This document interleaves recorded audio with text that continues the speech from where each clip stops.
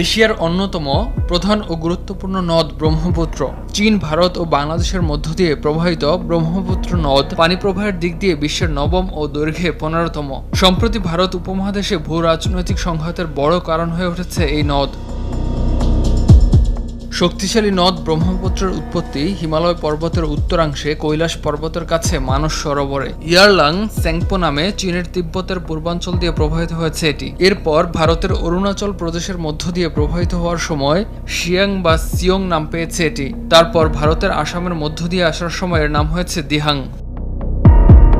বিশ্বব্যাপী জ্বালানি সংকটের কারণে বিদ্যুৎ উৎপাদনের জন্য বর্তমানে প্রায় সব দেশই বিকল্প জ্বালানি বিশেষ করে জলবিদ্যুতের দিকে ঝুঁকছে। একই পথে এগোচ্ছে এশিয়ার অন্যতম প্রভাবশালী দেশ চীন। ব্রহ্মপুত্র নদের নিজেদের অংশে সম্প্রতি জলবিদ্যুৎ উৎপাদনের জন্য নদীর উপর আড়াআড়ি বাঁধ দেবার উদ্যোগ নেয় দেশটি। কোয়ালিটি সম্পন্ন আন্তর্জাতিক মানের still bar CSRM, committed for better still. এরপর অন্তত 8টি বাঁধ নির্মাণ করেছে বেইজিং। এরই মধ্যে কয়েকটি চালু হয়েছে, বাকিগুলোর কাজ প্রক্রিয়াধীন।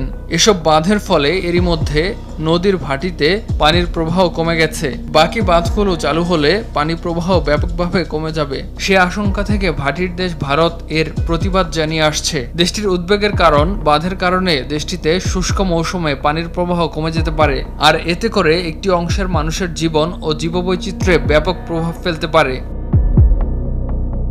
যদিও চীনের দাবি ব্রহ্মপুত্র নদের জলবিদ্যুৎ প্রকল্পের জন্য নির্মিত বাঁধগুলো ভারতের উপর কোনো প্রভাব ফেলবে না।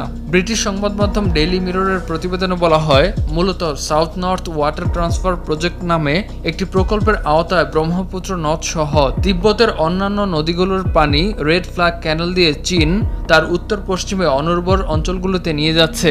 এ নিয়ে উদ্বেগ জানিয়ে আসছে ভারত, কিন্তু নিজেদের জাতীয় নিরাপত্তার অজুহাতে বাঁধ নির্মাণকে কৌশলগত সম্পদ হিসেবে বিবেচনা করছে বেইজিং।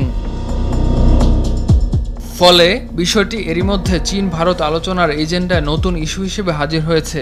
বিশ্লেষকরা বলছেন, বিষয়টি দুই দেশের মধ্যে সহযোগিতার বদলে দিন দিন দ্বন্দ্বের বিষয়ে পরিণত হচ্ছে। ইমতিয়াজ আহমেদ, RTV।